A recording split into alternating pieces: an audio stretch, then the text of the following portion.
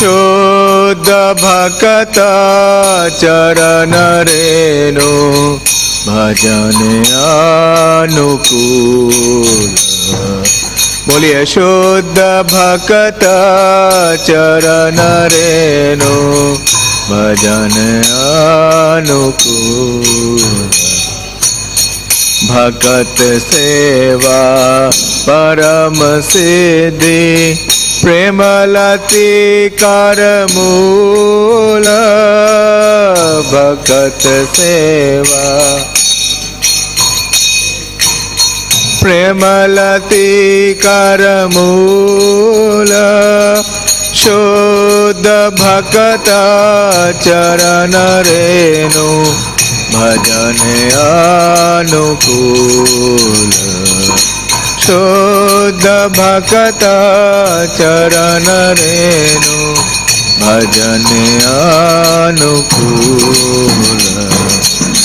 माधवतीति भक्ति जननी यतने पालन कोरी। माधवतीति यतने कृष्ण वसति वसति बोले कृष्ण।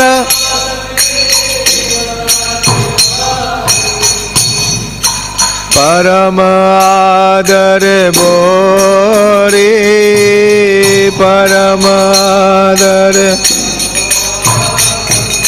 शुद्ध भक्त चरण रेणु भजन अनुकूल।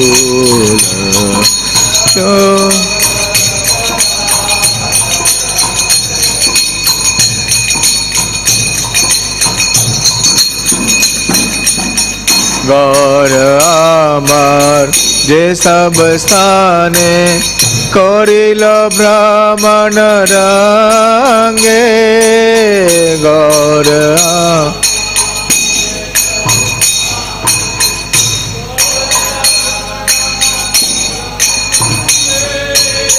से सब स्थाने रिबो आमी।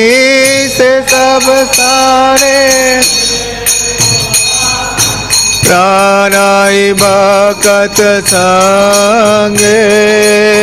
प्राणाय प्राणाय भक्त संगे। प्राणाय शुद्ध भक्त चरण रेणु भजन अनुकूल।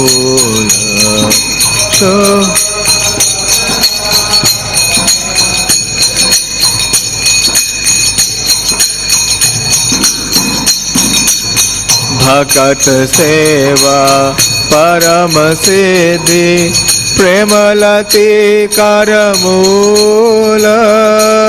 भगत सेवा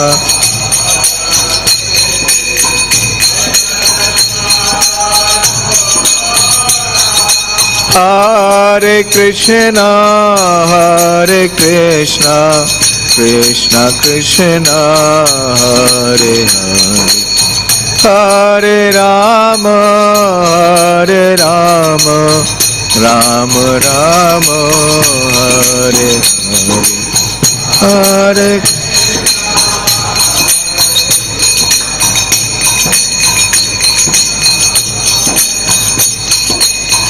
हरे हरे राम राम राम। शुद्ध भक्त चरण रेणु भजन अनुकूल। शुद्ध भक्त चरण रेणु भजन अनुकूल। जय ओम विष्णुपाद परमहंस परिवार का आचार्य अष्टोत्तर शत श्रीमद कृष्ण कृपा श्री मूर्ति अभय चरणारविंद भक्ति वेदांत स्वामी श्रील प्रभुपाद की जय। जय ओम विष्णुपाद परमहंस परिवार का आचार्य अष्टोत्तर शत श्रीमद श्री भक्ति सिद्धांत ठाकुर गोस्वामी महाराज प्रभुपाद की जय। अनंत कोटि वैष्णव वृंद की जय। नामाचार्य श्री हरिदास ठाकुर की जय। प्रेम से कहो श्री कृष्ण चैतन्य प्रभु नित्यानंद श्री अद्वैत गदाधर शिवासादि गौर भक्त वृंद की जय। श्री राधा कृष्ण गोप गोपीनाथ श्याम कुंड राधा कुंड गिरि गोवर्धन की जय। श्री वृंदावन धाम की जय। श्री मथुरा धाम की जय। श्री नवदीप मायापुर धाम की जय। पुरुषोत्तम क्षेत्र जगन्नाथपुरी धाम की जय। गंगा माई की जय। जमुना माई की जय।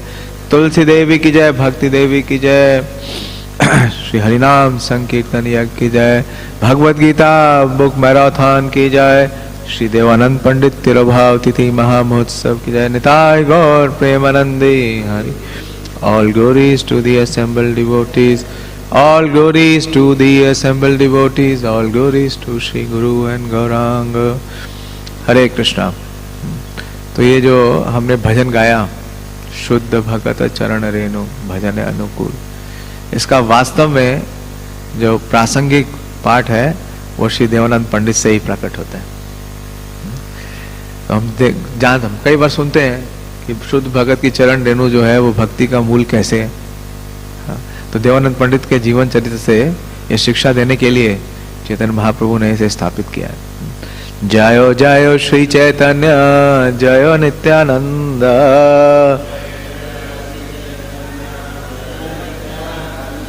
जय द्वैत चंद्र जय गौर भक्त वृंद।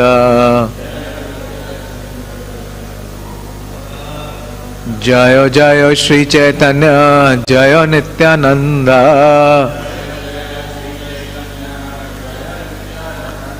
जय द्वैत चंद्र जय गौर भक्त वृंद। जय जय श्री चैतन्य जय नित्यानंद।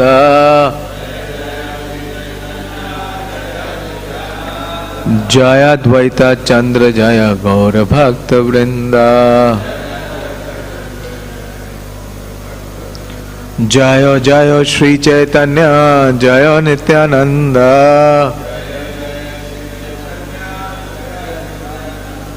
जय द्वैत चंद्र जय गौर भक्त वृंद। ओम अज्ञानतिमिरन्धस्य ज्ञानाञ्जनशलाकया चक्षुरुन्मीलितं येन तस्मै श्रीगुरवे नमः। श्रीचैतन्य मनोभीष्टं स्थापितं येन भूतले स्वयं रूप कदा मह्यं ददाति स्वपदान्तिकं। वन्देऽहं श्रीगुरो श्रीयुतपदकमलं श्रीगुरून् वैष्णवांश्च।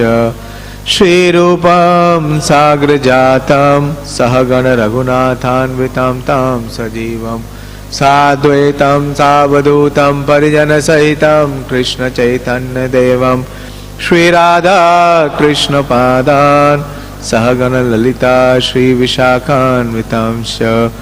हे कृष्ण करुणा सिंधु दीनबंधु जगतपते गोपेश गोपिका कांत राधा कांत नमोस्तुते। ताप्त कांचन गौरांगी राधे वृंदावनेश्वरी वृषभानुसुते देवी प्रणमामि हरिप्रिये। वाञ्छाकल्पतरुभ्यश्च कृपा सिन्धुभ्येव च पतितानां पावनेभ्यो वैष्णवेभ्यो नमो नमः। जय श्री कृष्ण चैतन्य प्रभु नित्यानंद श्री अद्वैत गदाधर शिवासादि गौर भक्त वृंद। हरे कृष्णा कृष्णा कृष्णा हरे हरे हरे राम राम राम हरे हरे। नमो विष्णुपादाय कृष्ण प्रेष्ठाय भूतले श्रीमते भक्ति वेदांत स्वामिनिति नामिने। नमस्ते सारस्वते देवे गौरवाणी प्रचारिणे निर्विशेष शून्यवादी पाश्चात्य देश तारिणे। हरे कृष्णा। तो श्री देवानंद पंडित जी का केवल तिरोभाव तिथि का पता है, उनके आविर्भाव का नहीं पता, इसलिए हम नहीं बनाते। आप में से कितने लोग देवानंद पंडित जी के बारे में जानते हैं? जो मंदिर के फुल टाइम भक्त हैं थोड़े से वही जानते हैं, बाकी लोग नहीं जानते। तो गौर पार्षदों के बारे में जानना कितना जरूरी है कि चैतन्य भागवत में बोला गया है, वृंदावन दास ठाकुर बोलते हैं कि ये वैष्णव भजिले अचिंत्य कृष्ण पाए, से ही वैष्णव पूजा होते बड़ा रनाए। कि वास्तव में अगर कृष्ण को प्राप्त करना है तो कृष्ण की पूजा से नहीं प्राप्त कर सकते। ये बहुत विशेष है। ये वैष्णव भजिले, तो जो भगवान के जो भक्त हैं जिन्हें वैष्णव कहते हैं उनका भजन करता है, ये वैष्णव भजिले अचिंत्य कृष्ण पाई। क्योंकि कृष्ण क्या है? अचिंत्य है, हमारी पहुंच से परे हैं। इसलिए श्री वैष्णव पूजा होते बड़ा और नहीं, कि भगवान की पूजा से अगर कोई बड़ी पूजा है तो वो किसकी पूजा है? उनके भक्तों की, वैष्णवों की। इसलिए इस प्रसंग का जो प्रमाण है वो है श्री देवानंद पंडित। तो इसलिए आज हम उनके जीवन चरित्र से जानने का प्रयास करेंगे। तो जो श्री देवानंद पंडित हैं उनके बारे में कवि कर्णापुर बताते हैं गौर गौणादेश दीपिका में, क्योंकि जितने भी चैतन्य महाप्रभु के पार्षद हैं जो गौर लीला में प्रकट हुए हैं वो सब पूर्व में कहां पे थे? कृष्ण लीला में। वो कृष्ण लीला में भगवान कृष्ण के पार्षद रहे हैं। तो गौर गौणादेश दीपिका एक ग्रंथ है जिसमें कौन व्यक्ति जो चैतन्य महाप्रभु का पार्षद है, पूर्व में उसकी क्या लीला थी या क्या उसकी स्वरूप था, उसके बारे में बतलाते हैं। तो श्री देवानंद पंडित के बारे में बताया गया है कि पुराणाम अर्थवेत्ता श्री देवानंद पंडित। इनके नाम से पहले इनका अलंकार लगाया गया, इनकी विशेषता बतलाई गई कि ये कौन है? पुराणाम अर्थवेत्ता, कि जितने भी पुराण हैं या जितने भी वेद शास्त्र हैं उसके ये क्या है? अर्थवेत्ता, उसको जानने वाले। मतलब ये क्या है? ये बहुत बड़े एक विद्वान है, पंडित है। और पुरासीन नंद परिषद, पंडितो भंडारीर मुनि। और पूर्व में पुरासीन नंद परिषद, महाराज नंद के क्या थे? परिषद थे, उनके भवन में थे, नंद भवन में थे। और क्या नाम था इनका? भंडारीर मुनि। कौन से मुनि? भंडारी मुनि। भंडारी मुनि, भंडारी मुनि नारद मुनि के मित्र। तो वही जो भंडारी मुनि पूर्व में नंद महाराज के महल में थे, उनका ही प्राकट्य हो रहा है देवानंद पंडित के रूप में। और श्री देवानंद पंडित बहुत ही बड़े विद्वान थे और बड़े प्रचलित थे। और विशेष रूप से उनका एक ही कार्य था कि वो केवल श्रीमद् भागवतम का पाठ करते थे और श्रीमद् भागवतम के बारे में ही शिक्षा देते थे, बस केवल एक ही काम। तो चैतन्य महाप्रभु के आविर्भाव से पूर्व ही इनका प्राकट्य है, इनका आविर्भाव है। और नवद्वीप में, यानी कि नवद्वीप जो स्थान है, जो आज का टाउन है नवद्वीप, पूर्व में उसका क्या नाम था? कुलिया, बिल्कुल कुलिया ग्राम। तो उस कुलिया ग्राम में ये निवास करते थे, वहीं इनका आश्रम था। और ये निरंतर डेली, जैसे प्रभुपाद जी ने कहा भागवत कैसे होनी चाहिए? नित्यम भागवत सेवया। तो ये डेली श्रीमद् भागवतम से पाठ करते थे। और बहुत ही विशेष इनकी जो तपस्या थी या इनका जो वैराग्य था वो भी बहुत विशेष था। तो इनके बहुत सारे शिष्य थे जो इनसे श्रवण करने के लिए आते थे। लेकिन जब महाप्रभु का प्रकाश हुआ तो महाप्रभु ने पहले कौन सी भूमिका ली? निमाई पंडित की, विद्वान। उनके जितना प्रखंड विद्वान कोई भी नहीं है। उन्होंने प्रदर्शित किया विद्यारय विलास। और महाप्रभु क्या करते थे? जो भी उनसे मिलता था उसको पूरी तरह परास्त कर देते थे, उसको निरस्त कर देते थे। तो एक दिन महाप्रभु जब विचरण कर रहे थे नवद्वीप में, मतलब कुलिया गांव में, तो वो उस स्थान पे गए जहां पे विद्यानगर है, जहां पे श्री सर्वभौम भट्टाचार्य के जो पिताश्री हैं श्री महेश विशारदा उनका निवास स्थान है।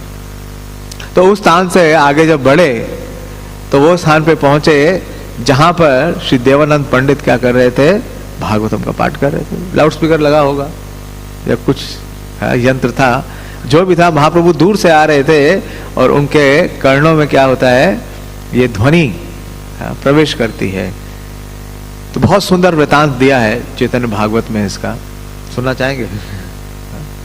थोड़ा थोड़ा बता पाऊंगा, ज्यादा तो नहीं बता सकते, समय कम है। शेखाने देवानंद पंडित तेरा वास, परम सुशांत विप्रा मोक्ष अभिलाष। तो ये विशेषता है श्री देवानंद पंडित की कि वो क्या है, वो बड़े शांत हैं, परम सुशांत, शांत नहीं सुशांत, किसी भी प्रकार से उत्तेजित नहीं होते हैं। विप्र है यानी ब्राह्मण है, और उनकी एक अभिलाष है, और अभिलाषा क्या है, मोक्ष अभिलाष। तो मोक्ष की अभिलाष है उनकी। लेकिन एक त्रुटि भी है, और त्रुटि क्या है, वो परम भगवान को स्वीकार नहीं करते उनके सगुण साकार रूप में। और श्री भक्ति सिद्धांत सूत्री ठाकुर इसके अनुभाष्य में लिखते हैं, गौड़िया अनुभाष्य में, कि ये एक अनर्थ है। जो भगवान के सगुण साकार रूप को स्वीकार नहीं करता वो वास्तव में क्या है, अनर्थ है। भक्ति सिद्धांत सूत्री ठाकुर लिखते हैं ये है सिंफुल एक्टिविटी। कौन सी एक्टिविटी? Sinful activity. पाप का ये मतलब नहीं है हाँ कि किसी से आपने कुछ हड़प लिया या किसी मार दिया या कुछ छीन लिया। क्राइम और पाप में फर्क है, समझिए। हाँ, जो इंग्लिश का मीनिंग है क्राइम और पाप में फर्क है। यहाँ विस्तृत व्याख्या दे रहे हैं कि जो भगवान के सगुण साकार रूप को स्वीकार नहीं करता वो क्या है, वो पापी है, अनर्थ है उसके हृदय में। हालांकि इनके पास कई अच्छी योग्यताएं थी, ब्राह्मण की सारी योग्यताएं थी। ज्ञानवंत तपस्वी जना उदासीन, भागवत पढ़ाए तथापि भक्तिहीन। तो वो ज्ञानवान है, तपस्वी है और उदासीन है। उदासीन का मतलब है इंद्रिय तृप्ति में जरा भी लिप्त नहीं है, वैराग्य है उनके हृदय में, और भागवत पढ़ाते हैं लेकिन भक्तिहीन है। तो देखिए, भगवान को ना तो हम सीधे पा सकते हैं, प्राप्त कर सकते हैं, ना ही भगवान को हम ग्रंथों से प्राप्त कर सकते हैं। ये दूसरा सिद्धांत है जिसको श्री देवानंद जी के चरित्र से भगवान स्थापित कर रहे हैं चैतन्य महाप्रभु, कि वो दिन रात भागवत का अध्ययन करते हैं, श्रवण करते हैं, पाठ करते हैं, उसे सिखलाते हैं, लेकिन तब भी वो क्या है, तथापि भक्तिहीन। तो महाप्रभु जब जा रहे थे तो उन्हें ये इनका जो भागवत का ये व्याख्या है, वो भागवत की व्याख्या उन्होंने सुनी, पासिंग बाय सुन लिया। तो महाप्रभु बोलते हैं, महाप्रभु बड़े कुपित हो गए। महाप्रभु बोलते हैं, ए बेतार भागवत कौन अधिकारी, ग्रंथ रूपे भागवत कृष्ण अवतारी। बहुत विशेष प्यार है ये, कि जो भागवत है वो क्या है, ग्रंथ रूपे भागवत कृष्ण अवतार, कि ग्रंथ के रूप में भागवत में कृष्ण का अवतार है। श्रीमद् भागवतम का कौन सा वर्ष है? कृष्ण स्वधाम उपगते धर्म ज्ञान आदि भी सह कलौ नष्ट दृश्यम एषा पुराणो अर्को अधिनोदिता। तो चैतन्य महाप्रभु ये बता रहे हैं, प्रमाणित कर रहे हैं कि ग्रंथ के रूप में भगवान स्वयं अवतार लेते हैं। और ये कौन है? यही बेतार। बेतार का मतलब क्या है? जिसका सुर और तार जोड़ा भी मिला वो नहीं है भागवत, यानी भागवत का सही संदेश नहीं दे रहा है। ऐसे व्यक्ति को भागवत बोलने का अधिकार नहीं है। यही बेतार भागवत कौन अधिकारी, किसने इसको अधिकार दिया कि भागवत की व्याख्या करे? तो प्रभुपाद जी भी हम देखते हैं कि बहुत कुपित होते हैं। कई बार देखते हैं कि लोग भगवान की या परम सत्य की गलत व्याख्या कर रहे हैं, तो प्रभुपाद जी बड़े कुपित होते हैं। प्रभुपाद जी बोलते हैं कि उनको क्या राइट है कि वो भागवत के ऊपर बोले या श्रीमद् भगवत गीता के ऊपर टिप्पणी दें? वो भगवान के बारे में कुछ जानते ही नहीं। तो महाप्रभु इसको सुन करके बड़े कुपित हुए और महाप्रभु ने कहा, मुई मोरा दास और ग्रंथ भागवत, यारा वेद आचे तारा नाश भाल मता।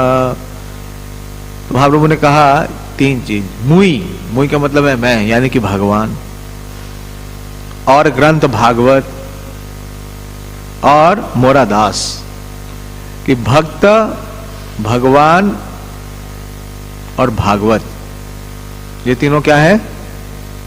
अभेद है। मुई मोरा दास और ग्रंथ भागवता यहारा भेद आंचे, कि जो भी इन तीनों में क्या करता है? भेद देखता है, भेद दृष्टि रखता है।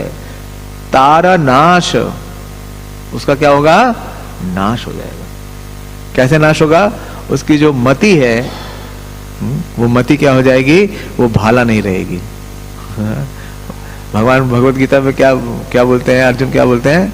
दुर्बुद्धिर धार्तराष्ट्रस्य दुर्बुद्धि। और भगवान भगवत गीता में क्या देते हैं? बुद्धि योग ददामी बुद्धि योगम तम ये नमाम उपयंति ते। तो कृष्णा कॉन्शियसनेस में जो जर्नी है वो कहां से कहां तक है? दुर्बुद्धि से बुद्धि योग तक। This is the journey from durbuddhi to becoming situated in buddhi yoga. तो महाप्रभु कह रहे कभी बुद्धि योग में वो स्थापित नहीं होगा, वो हमेशा दुर्बुद्धि रहेगा। तो एनीवन हु डिस्क्रिमिनेट्स, तो ये जो 4 चीजें हैं, भक्त, भगवान, भागवत और भक्ति, प्रभुपाद जी कई जगह लिखते हैं। ये क्या है? ये भौतिक जगत की नहीं है, ये वैकुंठ लोक की है। तो जो भी इन चारों को अचिंत्य नहीं देखता या इन्हें भेद देखता है, उसका क्या होगा? उसका नाश हो जाएगा। बहुत हैवी लिखा है चैतन्य भागवत में। यहां तक लिखा है कि सा सवार लोके यथा भागवत भ्रमा ताते ये अन्य गाव है तारा यम शास्त्र, कि यमराज उन्हें पनिशमेंट देगा। तो इस प्रकार से महाप्रभु ने उसे क्या कर दिया? डिसमिस कर दिया। उनकी जो भागवत की कथा थी या भागवत की जो स्टडी थी उसे महाप्रभु ने रिजेक्ट कर दिया। महाप्रभु क्या बोलते हैं कि भक्ति विनु भागवते ये अन्य व्याख्याने, प्रभु बोले से अधम किछु ना ही जाने। तो महाप्रभु ने बहुत कड़े शब्दों में कहा कि भक्ति के विहीन जो भी भागवत बोल रहा है, हमारे लिए भी अप्लाई होता है कि भक्ति से विहीन है, लेकिन फिर भी बोलने का प्रयास कर रहे हैं। लेकिन ये कृपा कैसे मिल रही है? परंपरा के द्वारा, परंपरा के द्वारा अवसर मिल रहा है। महाप्रभु बोल रहे हैं कि जो वास्तव में भक्ति से विहीन है और भागवत पे व्याख्यान दे रहा है, जितने प्रोफेशनल रिसाइटर्स हैं वो सब इसी कैटेगरी में आते हैं। इसलिए चैतन्य महाप्रभु के समय से ही महाप्रभु ने इसे निरस्त किया। प्रभुपाद जी, भक्ति सिद्धांत सूर्य ठाकुर, हम देखते हैं सारे आचार्य इतना विरोध करते हैं। और बहुत विशेष है, हमें किसी से भी कुछ नहीं सुनना चाहिए। कोई भी आदमी व्यक्ति भागवत बोल रहा है या भगवत गीता बोल रहा है, उससे नहीं सुनना चाहिए, क्योंकि उसकी स्थिति यही है जो महाप्रभु बता रहे हैं। प्रभु बोले से अधम किछु नहीं जाने। The one who is devoid of devotional service, भक्ति सिद्धांत महाराज भी लिखते हैं word, he is a rascal and he does not know anything। Prabhupada ji ने सब कुछ परंपरा से दिया है, कुछ नया नहीं किया प्रभुपाद जी ने, लेकिन परंपरा को यथारूप प्रस्तुत किया है। तो इस प्रकार से चैतन्य महाप्रभु इसकी भर्त्सना करते हैं। और ऐसे हम श्रील प्रभुपाद जी के जीवन से भी देखते हैं। प्रभुपाद जी का लीलामृत है, तो कुछ प्रभुपाद जी की लीला से भी लेते हैं। जब प्रभुपाद जी प्रचार कर रहे थे तो ऐसा कई बार हुआ प्रभुपाद जी के साथ भी, कि प्रभुपाद जी जब बोल रहे हैं तो उस स्थान में, उस सभा में कुछ और भी लोग हैं जो कि क्या कर रहे हैं? जो शुद्ध भक्ति का जो तत्व है उसे प्रस्तुत नहीं कर रहे हैं। तो ऐसा ही एक प्रकरण आता है 1972 में, जब प्रभुपाद जी ने प्रचार करना शुरू किया। तो 65 के बाद प्रभुपाद जी ने अमेरिका में और फिर अर्ली 70s में यूरोप में प्रचार किया। और 70s के बाद से प्रभुपाद जी, कोई बात नहीं, सुनिए, कोई दिक्कत नहीं, मेरी वॉइस लाउड है, सुनाई देगा। तो प्रभुपाद जी के कुछ शिष्यों को प्रभुपाद जी ने एशियन कंट्रीज में भी भेजा, प्रचार करने के लिए। उसमें विशेष रूप से भूरिजन प्रभु, उनको बड़े डिफिकल्ट एरिया में भेजा। कहाँ? हांगकांग, जापान, हाँ, प्रचार करने के लिए। और जब वो प्रचार कर रहे थे तो 1972 में प्रभुपाद जी जापान आते हैं। उस समय प्रभुपाद जी की जो एक बुक थी, कृष्ण बुक, डाइनपॉन जापान की जो कंपनी है बड़ी प्रिंटिंग की, वो पब्लिश कर रही थी। तो प्रभुपाद जी उन लोगों से मिलने के लिए आते हैं जापान में। तो जब प्रभुपाद जी जापान में आते हैं तो उनके 3 शिष्य वहां पे थे उस समय। वो थे भूरिजन प्रभु, और अब जो भानु महाराज हैं वो, और सुदामा प्रभु। ये तीनों जापान में प्रचार कर रहे थे। तो जापान में ही एक और शहर है जिसका नाम है कोबे। नाम सुना है आप लोगों ने? कोबे। तो वहां पे भी वो प्रचार कर रहे थे। और श्री श्री राधा गोविंद देव जी की जय, श्री श्री सीताराम लक्ष्मण हनुमान की जय, श्री पंच तत्व की जय, श्री गुरु परंपरा की जय, श्री प्रभुपाद की जय। तो उस कोबे स्थान में जो भारतीय समूह का वर्ग था, आप में से कितने लोग बाहर रहे हैं इंडिया के बाहर? ऐसा होता है, आपका तो मुझे पता नहीं, लेकिन आज से 20 साल पहले ऐसे था। मैं कुछ समय मॉस्को में रहा था। तो जो भारतीय वर्ग है वो एकत्रित रहने का प्रयास करता है हर जगह। जो अल्पसंख्यक होते हैं वो क्या करते हैं? संघ में रहते, नहीं तो उनके ऊपर बहुत समस्याएं हो जाती हैं। तो जो भारतीय वर्ग था, उन्होंने एक सोसाइटी बना रखी थी, और उस सोसाइटी के जो हेड थे वो थे मिस्टर महेश। वो सिंधी थे, लेकिन बड़े पायस पर्सन थे, वो बहुत रिच थे। नॉर्मली इंडियंस जो बाहर रहते हैं वो काफी रिच होते हैं, वहाँ के लोकल नेशनल से ज्यादा रिच होते हैं ज्यादातर। तो उनके पास कई प्रॉपर्टीज थी। तो इन्होंने भी कहा कि आपके अगर जो गुरु महाराज जापान में हैं तो क्या वो कोबे आएंगे, और कोबे आएंगे तो क्या हमें अपना सभा देंगे या उनसे हमें प्रवचन सुनने को मिलेगा। तो जब रिक्वेस्ट किया भूरिजन प्रभु ने तो प्रभुपाद जी तैयार हो गए। प्रभुपाद जी कोबे आते हैं, हाँ, टोक्यो से। और कोबे में रहने की जो व्यवस्था थी वो मिस्टर महेश का 3 मंजिली भवन था। तो उस भवन में उनकी, वो खुद तो नहीं रहते थे, उनकी सिस्टर और उनके ब्रदर रहते थे। तो एक फ्लोर उन्होंने प्रभुपाद जी के लिए दे दिया कि आप यहाँ रहिए। और भूरिजन प्रभु ने कहा प्रभुपाद जी को कि अगर मिस्टर महेश आपसे मिल लेंगे तो मोस्ट लाइकली ये बिल्डिंग हमको दे देंगे और इसमें हम प्रचार कर सकते हैं। तो इस तरह जापान में हमारा एक परमानेंट सेंटर हो जाएगा। तो जो मिस्टर महेश थे उनके साथ पूरी कम्युनिटी थी इंडियंस की वहां पे। तो उन्होंने एक बड़ा हॉल रेंट किया और शाम को एक प्रोग्राम रखा जिसमें वो प्रभुपाद जी का सम्मान करना चाहते थे और प्रभुपाद जी से सुनना चाहते थे। सबको इनवाइट किया, लेकिन उन्होंने भूरिजन प्रभु को ये नहीं बताया कि उस सभा में उन्होंने प्रभुपाद जी के अलावा किसी और को भी इनवाइट किया। तो जब प्रभुपाद जी पहुंचे अपने शिष्यों के साथ, तो वहां पे देखते हैं उनके शिष्य कि 2 आसन लगे हुए हैं। जैसे एक आसन लगा, एक और आसन लगा है। तो भूरिजन प्रभु ने पूछा महेश जी से कि ये 2 आसन क्यों लगाए हैं? तो बोले एक पे आपके गुरु महाराज बैठेंगे और एक पे एक और सन्यासी हैं, भारतीय सन्यासी जिनको हमने आमंत्रित किया है, वो बैठेंगे। तो बोले क्या मतलब? बोले कि 2 लोगों का प्रवचन होगा, पहले आपके गुरुदेव का प्रवचन होगा, उसके बाद एक और सन्यासी हैं भारतीय, हम लोग उनको भी सुनना चाहते हैं। तो भूरिजन प्रभु ने विरोध किया, बोले कि देखिए प्रभुपाद जी सामान्य गुरु नहीं है, जगत गुरु हैं और एक ही गुरु हो सकते हैं, एक ही व्यासासन हो सकता है। तो वो मान गए, ठीक है व्यासासन एक रहेगा, लेकिन बोले कि बोलेंगे तो वो भी। तो भूरिजन प्रभु ने प्रभुपाद जी को नहीं बताया। उन्होंने बोला चलो ठीक है बोलेंगे तो क्या बोलेंगे। तो पहले प्रभुपाद जी ने प्रवचन दिया, प्रभुपाद जी ने प्रखर प्रवचन दिया। प्रभुपाद जी अपने प्रवचन में क्या चीज सबसे मुख्य स्थापित करते हैं कि कृष्णस्तु भगवान स्वयं, भगवान श्री कृष्ण जो है वही परम सत्य है। उनका नाम है, उनका रूप है, उनका गुण है, उनकी लीला है, उनका धाम है, उनके परिकर है। जब प्रभुपाद जी ने बोल लिया, प्रवचन कर लिया, तो उसके बाद वो जो दूसरे सन्यासी थे उनके बोलने का मौका मिला। और वो जो सन्यासी आए थे वो मायावादी सन्यासी थे। हाँ, तो जब वो बोलने लगे तो बोलने लगे कि जो परम ब्रह्म है वो क्या है, निर्विशेष है, निराकार है, उसे उसका कोई रूप नहीं है। तो प्रभुपाद जी हिंदी में बोल रहे थे हालांकि वो, लेकिन प्रभुपाद जी तो सब जानते हैं। तो उनके शिष्य कुछ नहीं समझ पा रहे थे, ना तो भूरीजन प्रभु समझ रहे थे, ना भानु प्रभु समझ रहे थे, ना सुदामा प्रभु। वो लोग जो है वो सो रहे थे, थकान था, उनको नींद आ रही थी, सो रहे थे। प्रभुपाद जी जो है वो बहुत ही क्रोधित हो रहे थे। उन्हें बहुत क्रोध आ रहा था कि ये मायावादी जो है क्या कर रहा है, सब कोरी कल्पना बकवास कर रहा है। तो प्रभुपाद जी ने जोर से भूरीजन प्रभु को बुलाया और कहा, स्टॉप हिम,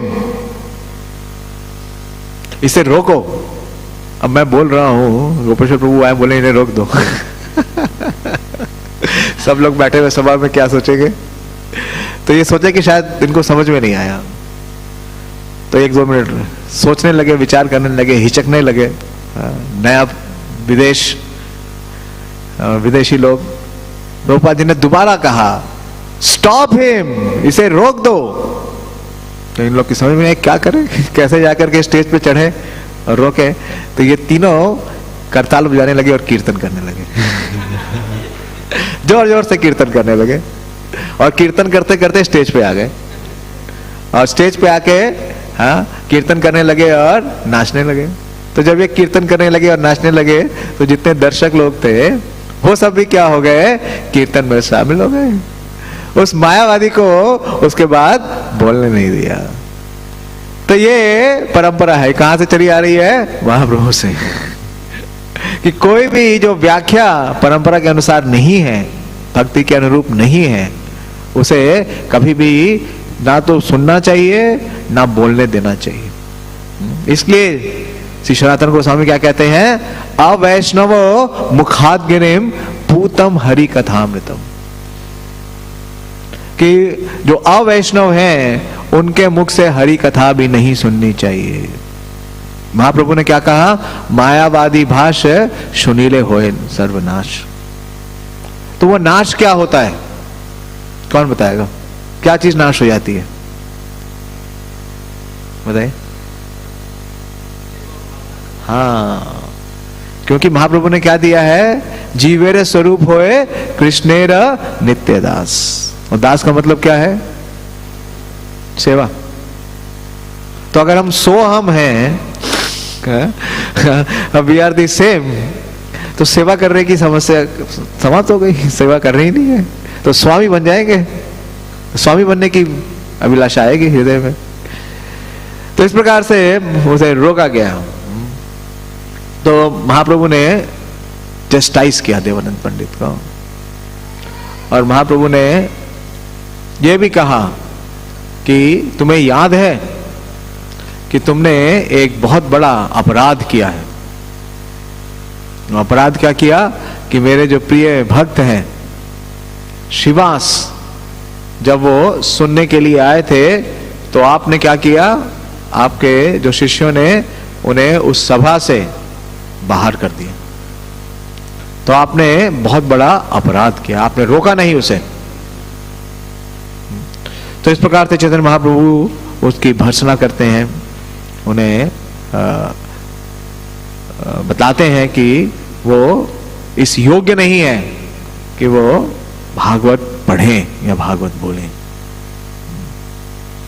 महाप्रभु ने कहा कि देवानंद पंडित ना कैला निर्वन, गुरु यथा भक्ति शून्य तथा शिष्य गण।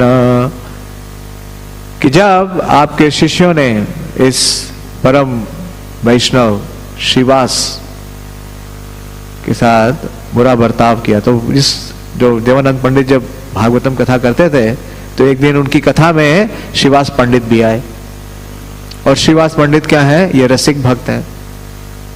तो इन्होंने जब भी वो सुना श्रीमद् भागवतम के श्लोकों का तो वो भाव विभोर हो गए, और जो भाव की उच्च अवस्था है उसमें वो क्रंदन करने लगे। तो जब वो क्रंदन करने लगे तो इनके जो शिष्य लोग थे, देवानंद पंडित के शिष्य, वो सभा में सोचने लगे कि ये कौन पागल आदमी आ गया है और क्या कर रहा है, हमारी कथा में विघ्न डाल रहा है। तो उन्हें पकड़ा और उठा के सभा से बाहर फेंक दिया। और जो देवानंद पंडित हैं उन्होंने उसका कोई विरोध नहीं किया। तो महाप्रभु बोल रहे हैं कि आप गुरु हैं, आप तो भक्ति से शून्य हैं और आपके शिष्य भी क्या है, भक्ति से शून्य हैं। तो महाप्रभु ने पूछा उनसे कि बताइए कि यह उचित व्यवहार है क्या, आपने और आपके शिष्यों ने जो व्यवहार किया क्या ये सही है क्या। उन्होंने बताया कि वास्तव में भागवत क्या है, ये प्रेममयी है। तो जिसको भागवत का तत्व नहीं पता है वो क्या रोएगा। इस प्रकार से चैतन्य महाप्रभु ने उन्हें की निंदा की। लेकिन देवानंद पंडित का एक गुण था, एक बहुत विशेष गुण था कि उन्होंने इस चेस्टाइसमेंट को हिंदी में क्या बोलेंगे, डांटना या प्रताड़ना, प्रताड़ित किया जब, तो उन्होंने कोई विरोध नहीं किया। उदासीन थे ना पहले भी विरोध नहीं किया। हाँ? जब श्रीवास पंडित को बाहर फेंका गया तो भी विरोध नहीं किया सही वर्ड है, उदासीन है। हाँ? और जब हम महाप्रभु ने भी कहा, उन्हें डांटा, तो कोई विरोध नहीं किया। ऐसा नहीं, ऐसे नहीं तो बोलता आप ऐसा कैसे बोल रहे हैं। हाँ? कोई विरोध नहीं किया, बल्कि चैतन्य भागवत में लिखा गया है, श्रील भक्ति सिद्धांत ठाकुर लिखते हैं कि उन्हें बहुत शर्मसार हुए। He felt ashamed। और चैतन्य महाप्रभु के द्वारा उनको प्रताड़ित किया गया या उनको डांटा गया, तो इससे क्या हुआ, उनके सोए हुए भाग का उदय हो गया। Good Fortune awakens. एक्चुअली अगर कोई गुरु या वैष्णव हमें निंदा करे या हमें डांटे, तो वास्तव में क्या हो रहा है, हमारे भाग्य का उदय हो रहा है। ये सिद्धांत है। हम इस बात को नहीं समझ पाते क्यों? क्योंकि जो कलियुगी बुद्धि है, धार्त राष्ट्र से दुर्बुद्धि वो आ जाती है। कई अड़चन, पहले मन, फिर हमारी बुद्धि, और उससे बड़ा हमारा अहंकार। तो तीनों लेवल पे क्या करते हैं हम, विरोध करते हैं, प्रतिरोध करते हैं। तो कृपा क्या हो जाती है, डिफ्लेक्ट हो जाती है, कृपा डिफ्लेक्ट हो जाती है। लेकिन यहां ऐसा नहीं हुआ, तो उन्होंने इसे स्वीकार कर लिया। चेतन रे डंडा ये मस्तक करी लया, से डंडे तारा प्रेम भक्ति योग हया। बहुत सुंदर लिख रहे हैं श्री वृंदावन दास ठाकुर कि चैतन्य महाप्रभु का ये जो दंड था, जो उनकी डांट थी, सही वर्ड है डांट, चेस्टाइसमेंट का मतलब है डांट।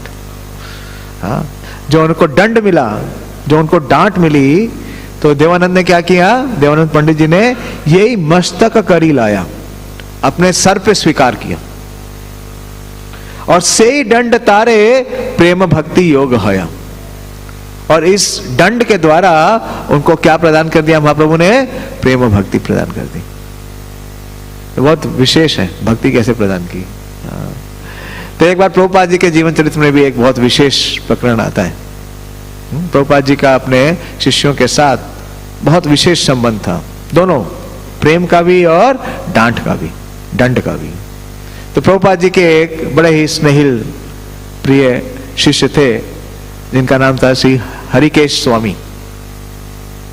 हरिकेश स्वामी अपने साक्षात्कार में लिखते हैं, अपने व्यास पूजा में, जब प्रभुपाद जी इस धराधाम में अंतिम वर्षों में थे, तो हरिकेश स्वामी प्रभुपाद जी की हर सेवा करते थे।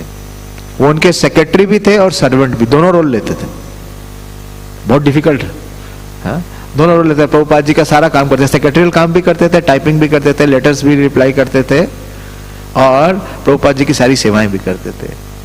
तो उनके हृदय में यही भावना थी कि जब तक प्रभुपाद जी इस धराधाम में हैं, तब तक मैं प्रभुपाद जी का संग करूंगा, उनकी सारी वपु सेवा करूंगा। तो बहुत अटैच थे प्रभुपाद जी से। तो प्रभुपाद जी ने उनको संन्यास दिया 1976 में। तो प्रभुपाद जी संन्यास देने के बाद क्या करते हैं, हाँ निकलो आउट तो प्रभुपाद जी वृंदावन में थे 1976। प्रभुपाद जी ने भाव ने संन्यास दिया। और संन्यास देने के बाद बोला अब तुम यहाँ नहीं रह सकते। बोले लेकिन प्रभुपाद जी मेरी सेवा है। बोले सेवा कोई और करेगा, अब आप जाओ, निकलो आउट। तो 2 दिन 3 दिन बीत गया लेकिन उन्होंने कुछ किया नहीं। तो प्रभुपाद जी उनको देखते थे, प्रभुपाद जी थोड़ा बचने का प्रयास करते थे। जैसे गुरु महाराज बोलते हैं कि आप उस मंदिर चले जाओ, छतरपुर चले जाओ, बहादुरगढ़ चले जाओ, या और कोई स्थान पे जहाँ पे कोई भक्त नहीं है। तो एक दिन प्रभुपाद जी ने उन्हें बुलाया और बोला आई फायर यू, मैं तुम्हें तुम्हारी सेवाओं से क्या करता हूं, बेदखल करता हूं, निकलो यहां से, तुम बिल्कुल निकम्मे हो, यू आर यूजलेस, तुम किसी काम के नहीं हो। प्रभुपाद जी ने उन्हें इतना प्रताड़ित किया, इतना डांटा, प्रभुपाद जी ने उनकी इतनी गलतियां निकाली। उसके पूर्व में भी जब वो कोई भी लेटर लिख के निकालते प्रभुपाद जी के लिए, प्रभुपाद जी इतनी गलतियां निकालते, इतना डांटते उन्हें। हाँ, उन्होंने अपने साक्षात्कार में लिखा कि मुझे लगता था कि धरती फट जाए और मैं उसमें समा जाऊं। फिर उन्होंने प्रण किया मैं यहाँ 1 मिनट भी नहीं रुकूंगा। हाँ, इतनी मेरी बेइज्जती कर रहे हैं प्रभुपाद जी, सबके सामने इतना डांटते हैं मुझे, इतना प्रताड़ित करते हैं। हाँ, जो मेरी मिस्टेक नहीं है उसके लिए भी मुझे इतना अपमानित कर रहे हैं। वो नहीं चाहते कि मैं उनके साथ रहूं, तो ठीक है मैं चला जाता हूं। हाँ, वो मेरे गुरु हैं। ये विचार कर ही रहे थे तो प्रभुपाद जी ने उन्हें बुलाया और प्रभुपाद जी ने कहा कि मैं चाहता हूं कि तुम यूरोप में जाओ और जहां कोई प्रचार नहीं कर रहा है वहां प्रचार करो। प्रभुपाद जी ने $900 दिए। कितने? $900। कब? 1976 में। $900 आज भी बहुत है। 50,000 रुपए से ऊपर है। हाँ, तो $900 दिए प्रभुपाद जी ने और कहा ये तुम्हारे लिए नहीं है, ये दे रहा हूं मैं तुम्हें उधार, लोन दे रहा हूं और इस पे 10% मैं ब्याज लूंगा। इन पैसों से तुम मेरी पुस्तकें छापो और उसका वितरण करो। तो बोला अच्छा यूरोप में जाऊं तो जाऊं कहां, इतना बड़ा यूरोप है, कहां जाऊं? तो प्रभुपाद जी ने कहा कि हमसे दूत स्वामी के पास जाओ। हाँ, वो जहां भेजे वो कार्य करो। तो बड़े हैवी हार्ट से ये $900 लेकर 1976 में नवंबर में वृंदावन से निकले। कार्तिक में, सब लोग कार्तिक में आते हैं। कार्तिक में इन्हें संन्यास मिला लेकिन निकाल भी दिया गया। और ये जाते हैं जर्मनी में जहां हमसे दूत महाराज थे और उनसे बोलते हैं कि प्रभुपाद जी ने मुझे भेजा है प्रचार करने के लिए, आपकी सहायता करने के लिए, तो बोलिए मैं कहाँ प्रचार करूं। तो यूरोप के ना 2 विभाग थे उस समय। आप देखेंगे तो यूरोप में बहुत पीक पे था उस समय कोल्ड वॉर। 2 ब्लॉक्स थे, एक को बोलते थे ईस्टर्न ब्लॉक और दूसरा था वेस्टर्न ब्लॉक। जानते हैं कि जो वेस्टर्न ब्लॉक था वो सारे अमेरिका और यूके के अलाइज थे और दूसरा था ईस्टर्न ब्लॉक यानी सोवियत यूनियन यानी कि रूस और उसके साथ के मित्र देश युगोस्लाविया, चेकोस्लाविया और उस समय जर्मनी का भी 2 भाग था, ईस्ट जर्मनी और वेस्ट जर्मनी। तो जो ईस्ट जर्मनी था वो सारा का सारा ये कम्युनिस्ट था, रशिया के साथ थे। तो हम तो स्वामी ने कहा कि आप उधर जाओ। कहाँ जाओ? ईस्ट जर्मनी में जाओ, वहां कोई नहीं जाता, वहां जाओ। वहां जाके प्रचार करो, किसी को जानते नहीं। लेकिन थे तो बहुत इंटेलिजेंट और प्रभुपाद जी ने उनको इतना दंड भी दिया था, दंड नहीं दिया था, उनको एम्पावर किया था। तो कुछ ही दिन में वहां गए, वहां पे प्रयास किया क्लास वगैरह लेने के लिए। तो देखते हैं कि वहां के जो लोग हैं उनको कुछ फिलॉसफी समझ में नहीं आती। तो उन्होंने प्रभुपाद जी को लिखा कि यहाँ के जो लोग हैं उनको कुछ भी समझ में नहीं आता भगवत गीता का, मैं बहुत बार प्रयास कर रहा हूँ। तो प्रभुपाद जी ने उनको कुछ नहीं समझ में आएगा, वो सब लोग जो है वो सब सिंफुल लोग हैं, आप वहां प्रसाद बांटो और हरि नाम करो।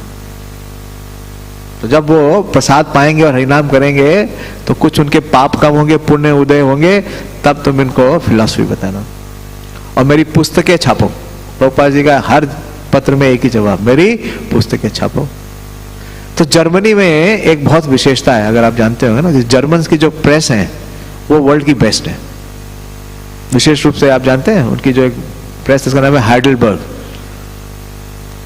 प्रिंटिंग आप लोगों से किसी ने करा ही नहीं लगता है। हाँ?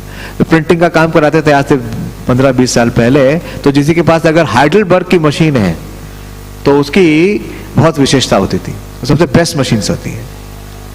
तो ये अमेरिकन थे, हरिकेश स्वामी महाराज, इंटेलिजेंट थे। उन्होंने देख लिया कि जो प्रिंटिंग कॉस्ट जर्मनी में आती है वो वर्ल्ड में कहीं भी नहीं आ सकती, और जो क्वालिटी वहां पे आती है वैसी क्वालिटी कहीं भी नहीं आ सकती। तो उन्होंने क्या किया, एक योजना बनाई। उन्होंने 2 गाड़ियां खरीदी एक जैसी, जैसे ओमनी वैन होती है ना, 2 बिल्कुल सेम रंग की, सेम कलर की गाड़ी, और नंबर भी क्या लिया, बिल्कुल एक जैसे ही, जैसे 71-72। और यूरोप में क्या है ना, क्योंकि यूरोप में कई सारी कंट्रीज हैं, छोटी छोटी कंट्रीज हैं, तो वहां पे मूवमेंट अलाउड है रोड से, सब रोड से कनेक्टेड है। तो अगर आप जर्मनी, वेस्ट जर्मनी में बुक्स छापते थे और लेके कहां जाना है, ईस्ट जर्मनी, चेकोस्लोवाकिया, यूगोस्लाविया, तो ये क्या करते थे कि 2 वैन बनाई इन्होंने। एक वैन में तो खुद बैठते थे और अपना पर्सनल सामान रखते थे, और उसका डिक्लेरेशन करते थे कि ये मैं जर्मनी में ही रुकूंगा, मतलब from Germany to Germany, west Germany to west Germany. और दूसरा वो बताते थे कि उसमें बुक्स भरते थे प्रिंटिंग की हुई, और वो डिक्लेयर करते थे कि ये जो गाड़ी है ये क्या कर रही है, ये ट्रांजिट में, ये वेस्ट जर्मनी में नहीं रुकेगी, वेस्ट जर्मनी से बाहर जाएगी, दूसरे देश में जाएगी। और दोनों गाड़ी एक साथ लेके जाते थे। एक गाड़ी में वो खुद बैठते थे, और थोड़ी देर बाद आगे जाने के बाद, जब चेक पोस्ट पे चेकिंग हो गई, जर्मन्स ने चेकिंग कर ली, थोड़ी देर बाद आगे जाते थे, और आगे जाने के बाद क्या करते थे कि सामान चेंज कर देते थे। जो गाड़ी डिक्लेयर किए थे कि देश के बाहर जाएगी, उसका सामान अपनी गाड़ी में रख देते थे और अपना सामान दूसरी गाड़ी में रख देते थे। तो क्या हुआ, वो जो बुक्स हैं वो सारी की सारी उसी देश में रह गई, और इनकी गाड़ी खुद बॉर्डर क्रॉस करती थी, अगले दिन वापस आ जाती थी। तो क्या करते थे, बुक्स को स्मगल कर रहे थे। देखिए प्रभुपाद जी के शिष्यों ने कितना, हम में से कितने लोगों ने बुक्स को स्मगल किया किसी ने प्रिंट किया, पब्लिश किया, ये सब बीबीटी करके देता है। हाँ? तो इस प्रकार से करते थे। तो जो जर्मन चेक पोस्ट पे जो गार्ड था, उसको लगा कुछ तो गड़बड़ है। यह व्यक्ति हमेशा 2 गाड़ी लेके आता है, एक गाड़ी में कुछ भी नहीं होता है और दूसरी गाड़ी बोलता है बाहर जाती है, कुछ तो गड़बड़ है। तो उन्होंने अगले दिन क्या किया कि जब ये आए तो अपनी मोटरसाइकिल से इनका पीछा किया, और इनका तो एक ही कार्य था, थोड़ी आगे जाने के बाद दोनों गाड़ी रोकना और ट्रांसफर करना। तो उसने देख लिया। हाँ? और जब उसने देख लिया तो इन्होंने भी बैक व्यू मिरर से देख लिया, इन्हें देख लिया गया, ये पकड़े गए। तो इन्होंने क्या किया, इन्होंने गाड़ी में बैठे जिसमें बुक्स थे और तेजी से आगे भगाने लगे।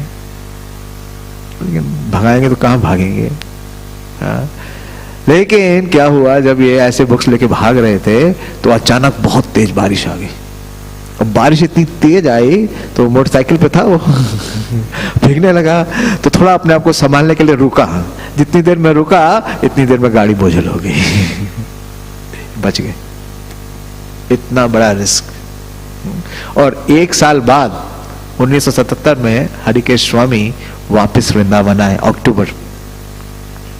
तमाम कृष्ण गोस्वामी महाराज अपने डायरी में लिखते हैं, टीके जी डायरी में, प्रभुपाद जी के तिरोभाव से कुछ ही दिन पूर्व वो आते हैं प्रभुपाद जी के फाइनल डेज में, अक्टूबर 77 में। और प्रभुपाद जी को पता चलता है कि Harikesh has come back. Letter तो था ही, पता तो चल ही रहा था। और प्रभुपाद जी को 7 पुस्तकें भेंट करते हैं, 7 बुक्स। प्रभुपाद जी जैसे ही देखते हैं, प्रभुपाद जी हाँ बहुत भाव विभोर हो जाते हैं।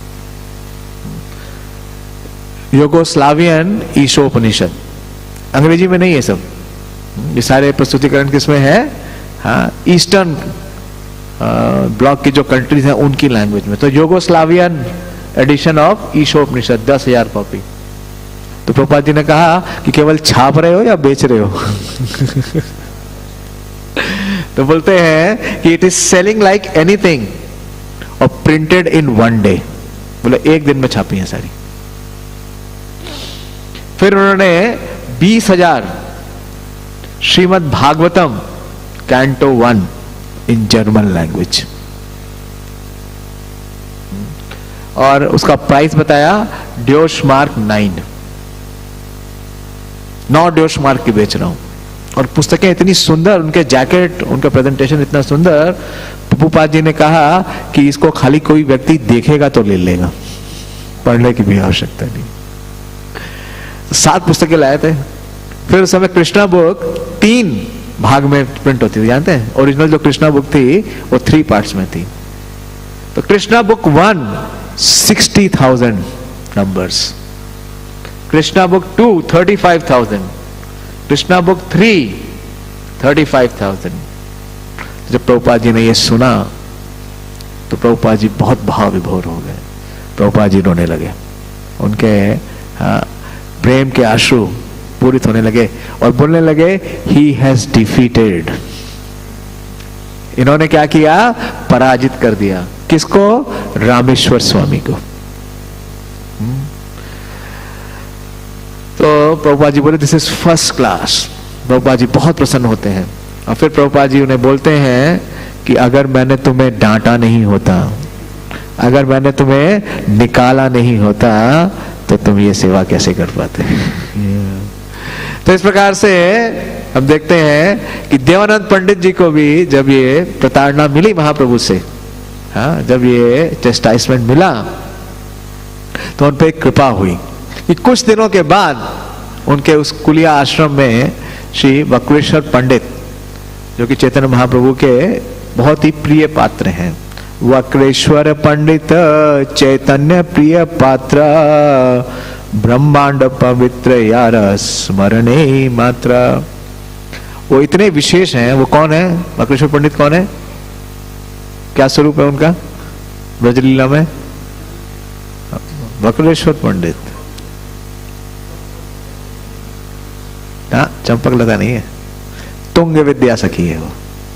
तुंग विद्या, expert in dancing and singing, Tungavidya. हाँ, जो अष्ट सखी हैं उसमें समावेश है, अनिरुद्ध का भी समावेश है और तुंग विद्या सखी है। तो जो तुंग विद्या सखी हैं, और चैतन्य महाप्रभु ने क्या कहा कि आपके जैसा नृत्य करने वाला अगर मुझे एक और कोई पंख मिल जाए तो मैं क्या करूंगा? मैं उड़ जाऊंगा। वास्तव में प्रभुपाद जी ने वो दूसरा पंख दिया। महाप्रभु पूछ रहे थे ना कि वक्रेश्वर जैसा एक और पंख मिल जाएगा तो मैं क्या करूंगा? उड़ सकता हूं। प्रभुपाद जी ने दूसरा पंख दिया, दूसरे वक्रेश्वर पंडित बने और महाप्रभु का संदेश 7 समुद्र पार उड़ गया, पूरे विश्व में फैल गया। प्रभुपाद जी ने उसे महाप्रभु की एक और जो इच्छा थी उसको क्या किया? साकार किया। तो जब देवानंद पंडित के आश्रम में वो देखते हैं कि वक्रेश्वर पंडित का आगमन हुआ है, आश्रम में नहीं कुलिया में, और जब कुलिया में आए वक्रेश्वर पंडित तो क्या करते हैं? नृत्य करते हैं और संकीर्तन करते हैं। और जब वो नृत्य करते हैं तो नृत्य में इतना भावावेश में पहुंच जाते हैं कि उन्हें बाहरी चेतना नहीं रहती।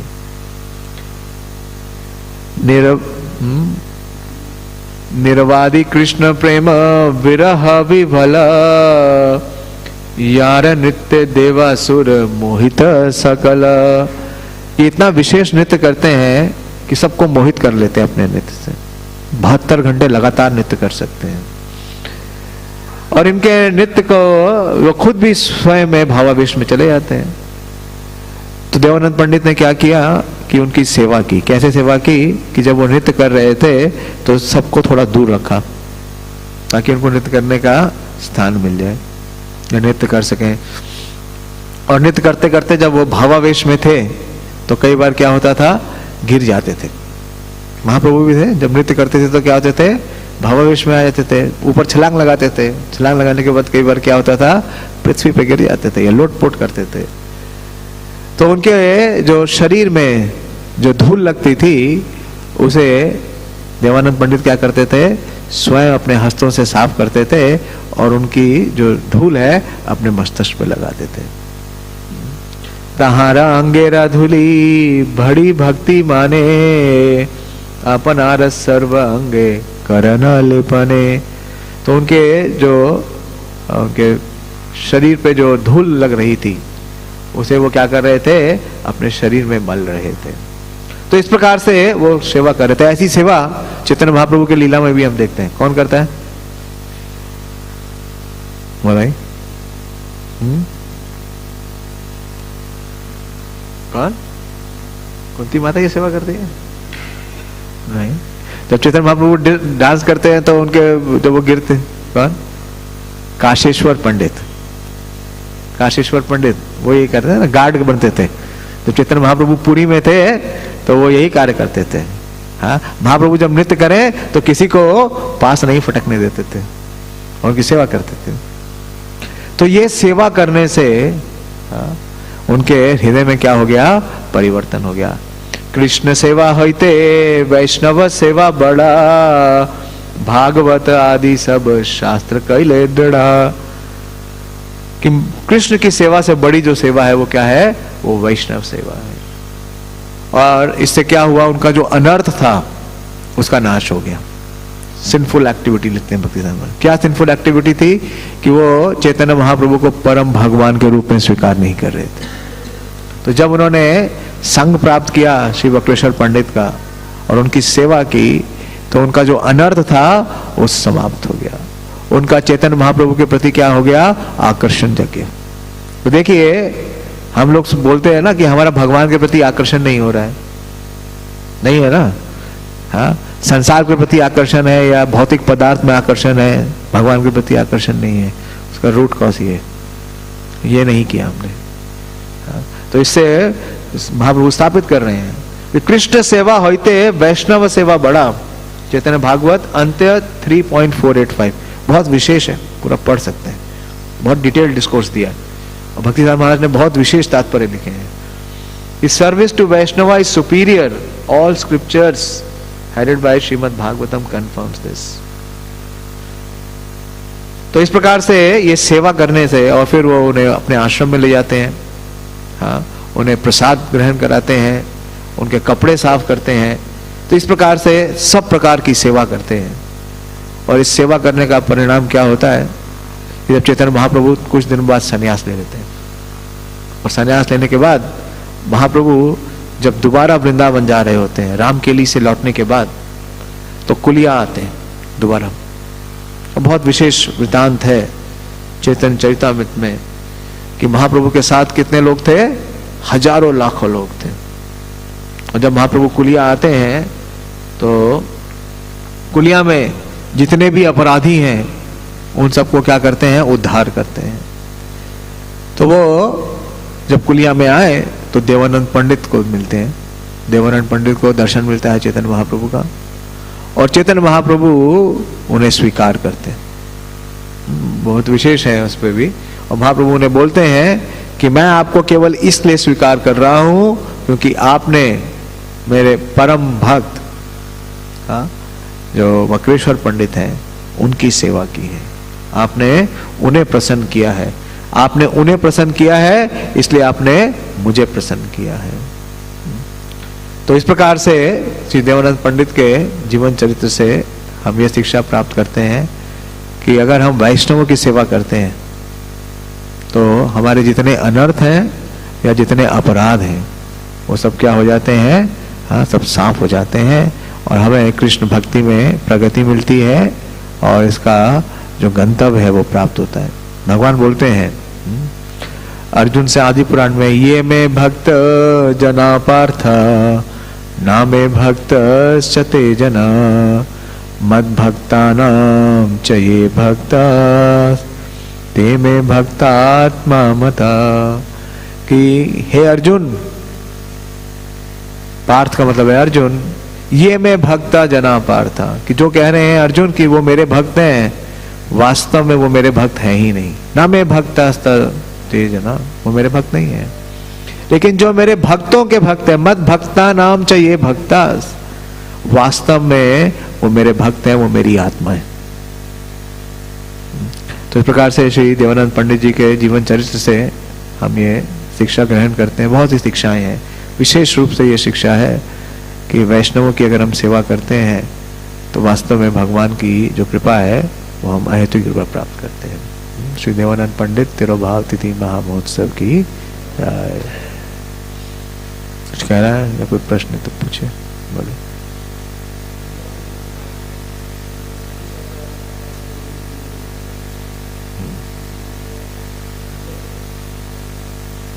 थर्ड शिष्य अंत्य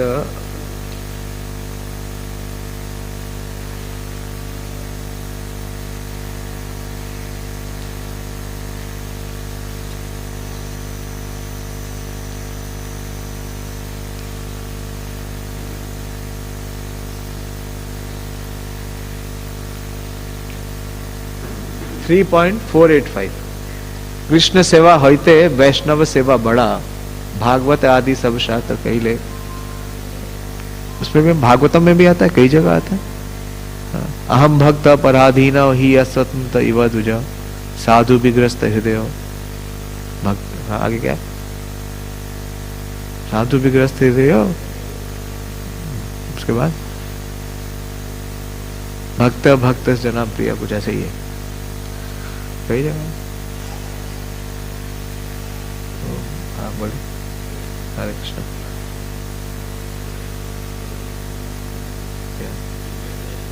माइक ले लीजिए तो सुनाई देगा सबको।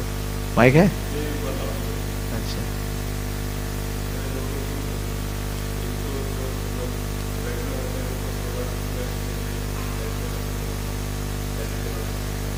क्यों नहीं कह सकते? गुरु जो आदेश देते हैं हम उनका पालन करते हैं, वो सेवा है।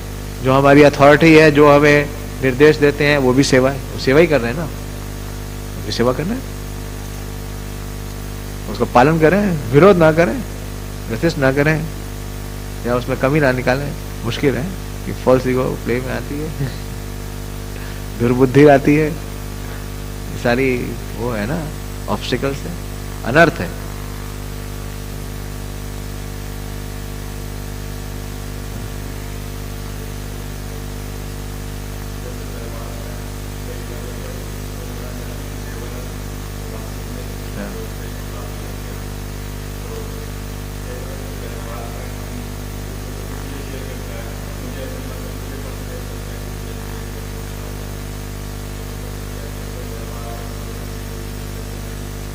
नहीं, उदासीन किस में थे? जो अपराध हो रहा था उसमें उदासीन थे ना, इसलिए उनको लगा। निंदा नहीं सुननी चाहिए, वो जगह स्थान छोड़ देना चाहिए।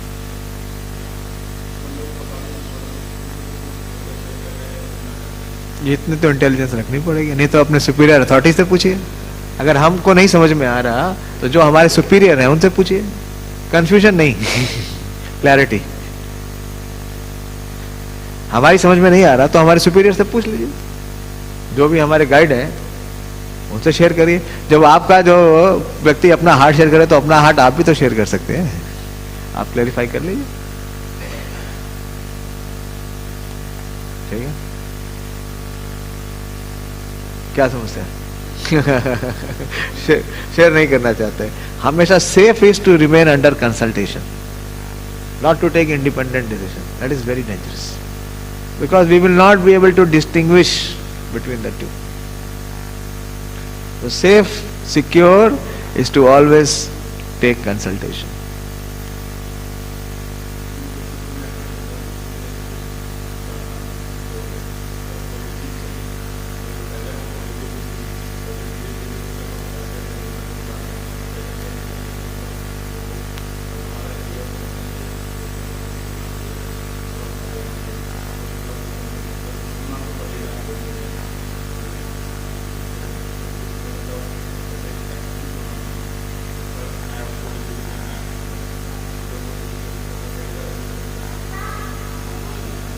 मैंने सुना है कुछ वरिष्ठ भक्तों से कि जैसे भक्ति रसामृत स्वामी महाराज है ना, वो पहले मैनेजमेंट में थे वृंदावन में। वो बिल्कुल साइलेंट रहते थे, वो कुछ नहीं बोलते थे, बहुत कम बोलते थे। मतलब जो नेगेटिविटी की बात चलती थी वो कुछ नहीं बोलते। उन्होंने भी मैनेजमेंट किया, हमारे गुरु महाराज भी करते हैं। हाँ, प्रतिकार नहीं देते, जब हमारा कंसर्न नहीं है तो इन्फ्लुएंस तो बिल्कुल ही नहीं है। इन्फ्लुएंस है क्या? है ही नहीं। और खाली टाइम वेस्ट कर रहे हैं, अपनी कॉन्शियसनेस भी स्पॉइल कर लेते हैं।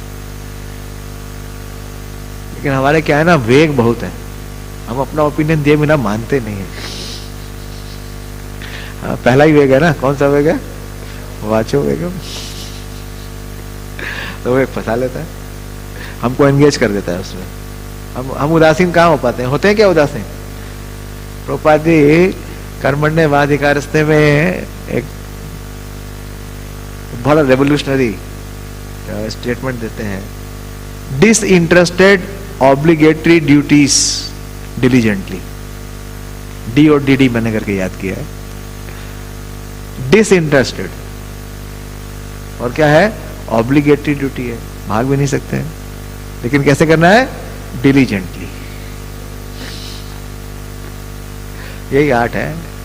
योग कर्मसु कौशलम। कौशलम धीरे धीरे हो जाएगा, लगे रहेंगे, धीरे धीरे आएगा। कई बार मिस्टेक से लर्न करेंगे, धीरे धीरे सीखेंगे, तो धीरे धीरे वो मैच्योरिटी आएगी। अब देखो, जो जितने गंभीर वक्त है वो बोलते बहुत कम है। कहाँ बोलते हैं? बोलते हैं? नहीं बोलते हैं। और जो भी कंट्रोवर्शियल टॉपिक होता है उस पर तो वो बिल्कुल ही नहीं बोलते ही नहीं। और हम उस पर चुप ही नहीं होते हैं, हम बोलते ही बोलते हैं। है या नहीं? कि हमारा जो अटेंशन सीकिंग, जो हमारा डिजायर है, या पोजीशन सीकिंग जो डिजायर है, वो बड़ा प्रोमिनेंट है। वो हर बार क्या होता है, हाँ वो प्ले कर जाता है, वो प्ले हो जाता है, ऑटोमेटिक प्ले हो जाता है।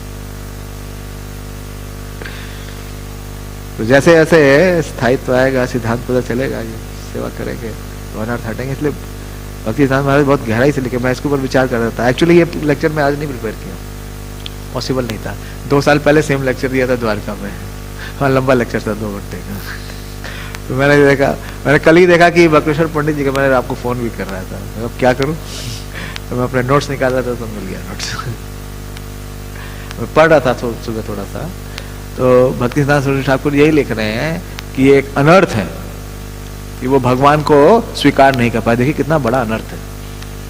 भगवान सामने है, चैतन्य महाप्रभु, लेकिन उनको भगवान के रूप में स्वीकार नहीं कर रहे, तो अनर्थ है। तो भक्ति सिद्धांत सिंफुल एक्टिविटी, और सिंफुल एक्टिविटी कैसे रिजॉल्व हुई? जब उन्होंने बक्रेश्वर लिखा, उसमें दूसरे भी प्यार में लिख रहे हैं उसके चार्ट में, कि जब उन्होंने भक्ति सिद्धांत महाराज ने लिखा है ये इस प्यार में 485 में, कि जो उन्होंने सर्विस की तो उनकी सिंफुल एक्टिविटी एलिमिनेट हो गई। तो हमारे भी बड़े कंसेप्शंस हैं, बड़े परसेप्शंस हैं, वो चेंज ही नहीं होते। हो रहे हैं क्या? इतने सालों से प्रैक्टिस कर रहे हैं, नहीं चेंज हो रहे हैं। बोलते हैं कि हियरिंग से क्या हो जाना चाहिए? कंसेप्शन चेंज होना चाहिए। हो रहा है? हो रहा है? बहुत टाइम ले रहा है, बहुत धीरे धीरे हो रहा है। लेकिन अगर वास्तव में सेवा करें, मैंने देखा एक वैष्णव को अपने जीवन में ऐसी सेवा करते हुए बहुत गहरा इंप्रेशन पड़ा मेरे को। एक बार केशव भारती स्वामी महाराज का नाम सुना है आप लोगों ने? प्रभुपाद जी के शिष्य हैं। कई साल पहले जब मैं शिष्य में इस्कॉन में जुड़ा ही था, उस समय मोहन वो क्लास ले रहे थे, बोल रहे थे कि ऐसे प्रभुपाद जी के शिष्य यहाँ आते हैं, आप लोग बोलते हैं कि आप लोग को संग नहीं मिलता, लेकिन महाराज यहाँ पे हैं, उनसे कोई मिलने नहीं जाता। हमारा सोचा हीरो बन के चलो मैं जाके मिलता हूँ। नहीं यार, तो मैं चला गया मिलने के लिए। तो खैर कृपा ही है उनकी कि मेरे को जाने का प्रेरणा दिए हुआ।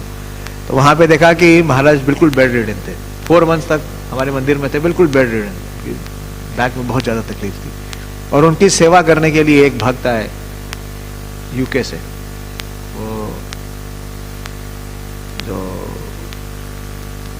2 मंदिर है ना, एक तो मैनर है और दूसरा क्या नाम है जो लंदन में है, सोहो स्ट्रीट पे टेम्पल है, जिसको प्रभुपाद जी ने स्थापित किया था।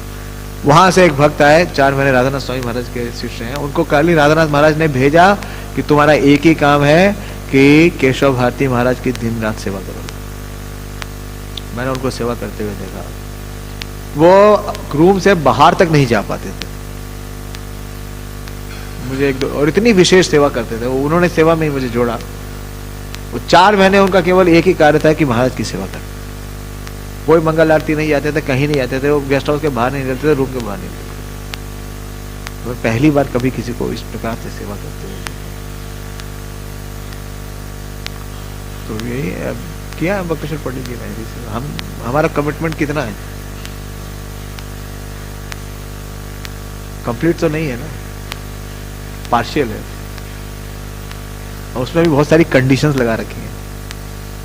कंडीशंस अप्लाई, हर जगह तो कंडीशन अप्लाई है। अनकंडीशनल है ना, भक्ति की जो सेवा है वो क्या है? अनकंडीशनल है। तो अभी उससे दूर है, इसलिए स्ट्रगल कर रहे हैं। जब तक समझ आएगा तब तक हो सकता है लेट हो जाएगा। मेरे लिए भी यही है, जो आपकी स्थिति है वही मेरी भी स्थिति है। मेरी भी वही यही समस्या है कि अपनी कंडीशनिंग बार बार ले आते हैं। तो महाप्रभु की लीला में यही देखते हैं हम कि जो उनके जो भक्त हैं वो सब प्रेमी भक्त हैं, जो प्रेम के स्तर पे है, वहां पे कोई कंडीशन अप्लाई नहीं है। अनकंडीशनल लव है। लव का मतलब ही क्या है? अनकंडीशनल। ठीक है, thank you very much. Shri Chaitanya Bhagavata की जय, श्री चैतन्य चरितामृत की जय, श्री देवानंद पंडित तिरुभाव तिथि महामहोत्सव की जय। आज की एकादशी का नाम है पौष कृष्ण एकादशी। ये महीना जो है वो पौष का है। और सफला एकादशी तो है ही है, सफला एकादशी तो है ही। हरे कृष्णा। श्रील प्रभुपाद की जय।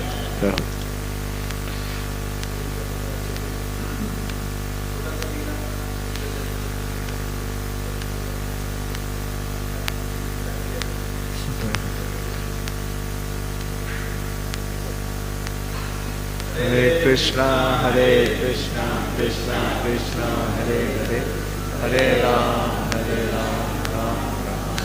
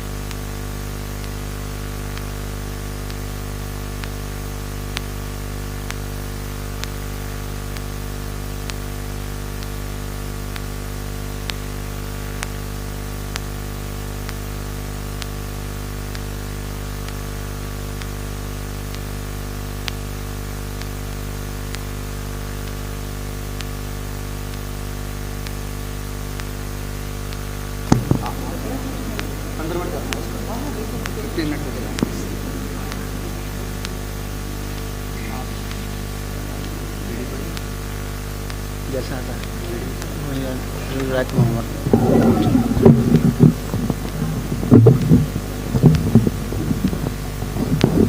नमो विष्णुपदाय कृष्णा पृष्ठाय भूतले श्रीमते भक्तिवेदांत स्वामी निति नामिने। नमस्ते सारस्वती देवे गौरवाणी प्रचारिणे निर्विशेष शून्यवादी पाश्चात्यदेशतारिणे।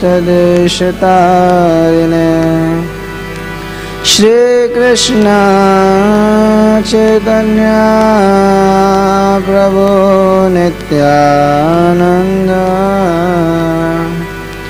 श्री अद्वैत गदाधर श्रीवासादि गौरा भक्तवृंद।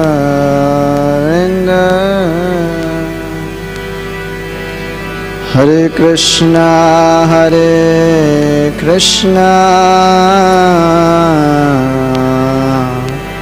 Krishna Krishna Hare Hare,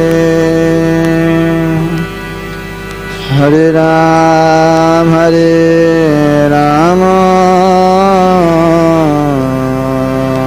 Ram Ram Hare Hare, Hare Krishna